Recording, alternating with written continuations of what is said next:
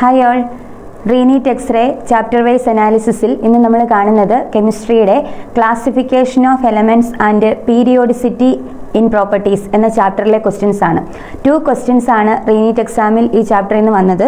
അപ്പോൾ അതിൽ ഈ 2 ക്വസ്റ്റ്യൻസും പീരിയോഡിക് ട്രെൻഡ് ബേസ് ചെയ്തിട്ടായിരുന്നു. Ionisation enthalpy, electron gain enthalpy, അങ്ങനെ കുറേ ട്രെൻഡുകൾ നമ്മൾ ഈ ചാപ്റ്ററിൽ പഠിക്കുന്നുണ്ട്. അപ്പോൾ അതിൽ ഇലക്ട്രോൺ ഗെയിൻ എൻതാൽപ്പിയുടെ ട്രെൻഡ് ചോദിച്ചുകൊണ്ട് ഒരു ക്വസ്റ്റ്യൻ വന്നു. ആ ക്വസ്റ്റ്യൻസിൽ ട്രെൻഡ് വൈസ് അറേഞ്ച് ചെയ്യാൻ പറഞ്ഞിരുന്നത് ഹാലജൻസിനെയാണ്. ഫ്ലൂറിൻ, ക്ലോറിൻ, ബ്രോമിൻ, അയഡിൻ, ഈ ഹാലജൻസിനെ ഇലക്ട്രോൺ ഗെയിൻ എൻതാൽപ്പി അനുസരിച്ച് അറേഞ്ച് ചെയ്യുക. ഓക്കെ, അപ്പോൾ ഹാലജൻ ഫാമിലിയിൽ നമ്മളൊരു എക്സെപ്ഷൻ പഠിക്കുന്നുണ്ട്. Down the group generally electron gain enthalpy decreasing trend ആണ്.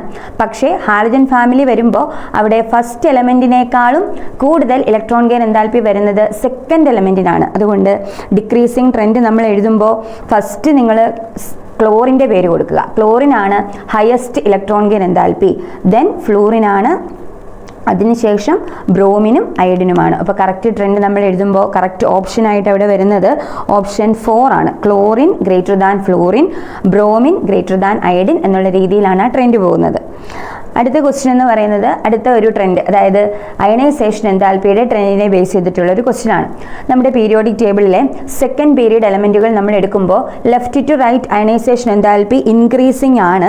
പക്ഷേ ഓക്സിജനും നൈട്രജനും വരുമ്പോൾ നമ്മളിവിടെ പറയാറുണ്ട് ഓക്സിജന് അയണൈസേഷൻ എൻതാൽപ്പി കുറവാണ്, നൈട്രജൻ ആണ് അയണൈസേഷൻ എൻതാൽപ്പി കൂടുതൽ. ഇങ്ങനെ ഒരു കാര്യം നമ്മൾ എക്സെപ്ഷനായിട്ട് എപ്പോഴും പറയാറുള്ളതാണ്, സ്ഥിരമായിട്ട് എക്സാമുകൾക്ക് ചോദിക്കുന്നതുമാണ്.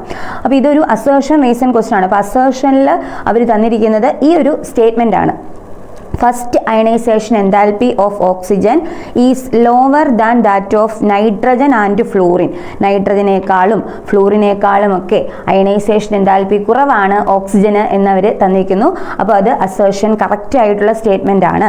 ഇനി എന്താണ് ഇതിൻ്റെ റീസൺ? ആക്ച്വലി 2 റീസൺസ് ഇവിടെ പറയാറുണ്ട്. ഒന്നാമത് നമ്മൾ പറയാറുള്ളത് നൈട്രജന് സ്റ്റേബിൾ ആയതുകൊണ്ട് അയണൈസേഷൻ എൻതാൽപ്പി നമ്മൾ എക്സ്പെക്ട് ചെയ്യുന്നതിനേക്കാൾ കൂടുതലാണ്. അങ്ങനെ ഒരു റീസൺ ടെക്സ്റ്റിൽ പറയുന്നുണ്ട്. എന്നാൽ അതിൻ്റെ കൂടെ വേറൊരു റീസൺ കൂടിയുണ്ട്. ഓക്സിജന്റെ ഇലക്ട്രോണിക് കോൺഫിഗറേഷനിൽ 2p സബ്ഷെല്ലിൽ 4 ഇലക്ട്രോൺസ് ആണ്. അപ്പോൾ തീർച്ചയായിട്ടും ഒരു ഇലക്ട്രോൺ പോയി കഴിഞ്ഞാൽ ഓക്സിജന് ഹാഫ് ഫിൽഡ് ആകാം. ഹാഫ് ഫിൽഡ് മീൻസ് എന്താകാം? 2p3 അല്ലേ? 2pയിലുള്ള ഒരു ഇലക്ട്രോണിനെ ലോസ് ചെയ്താൽ ഓക്സിജന് ഒരു സ്റ്റേബിൾ ഹാഫ് ഫിൽഡ് കോൺഫിഗറേഷനിലേക്ക് എത്താൻ സാധിക്കും. ആ ഒരു റീസൺ ആണ് ഇവിടെ കൊടുത്തിരിക്കുന്നത്. നോക്കിക്കേ, loss of an electron from oxygen leads to stable half filled p orbital. Okay, അപ്പോൾ ഇത് കറക്റ്റ് റീസൺ ആയിട്ട് നമുക്ക് എടുക്കാം. അപ്പോൾ അസേർഷനും റീസണും കറക്റ്റ് ആണ്. അതുപോലെ തന്നെ reason is the correct explanation of assertion എന്ന് നമുക്ക് ധൈര്യമായിട്ട് പറയാം. കറക്റ്റ് ആൻസർ ഓപ്ഷൻ 2 ആണ്. അപ്പോൾ ഈ 2 ക്വസ്റ്റ്യൻസും ക്ലാസിഫിക്കേഷൻ ഓഫ് എലമെൻസിൽ നിന്ന് ചോദിച്ച ഈ 2 ക്വസ്റ്റ്യൻസും പീരിയോഡിക് ട്രെൻഡിൽ നിന്നുള്ളതായിരുന്നു. അത് മാത്രമല്ല, ശ്രദ്ധിക്കേണ്ട കാര്യം റെഗുലർ ട്രെൻഡ് അല്ല ചോദിച്ചത്, എക്സെപ്ഷൻ ഉള്ള ഭാഗം തന്നെ കറക്റ്റ് ആയിട്ട് എടുത്ത് ചോദിച്ചു. അപ്പോൾ നമ്മൾ ഈ ചാപ്റ്റർ പഠിക്കുമ്പം റെഗുലർ ആയിട്ടുള്ള കാര്യങ്ങൾ പഠിക്കുന്നതിനോടൊപ്പം എക്സെപ്ഷൻസ് കൂടുതൽ പ്രാധാന്യം കൊടുത്ത് പഠിക്കുക. കാരണം എക്സാമിന് ക്വസ്റ്റ്യൻ ചോദിക്കാൻ സാധ്യതയുള്ളത് എക്സെപ്ഷൻസിനെ ബേസ് ചെയ്ത് തന്നെയാണ്. Okay, thank you.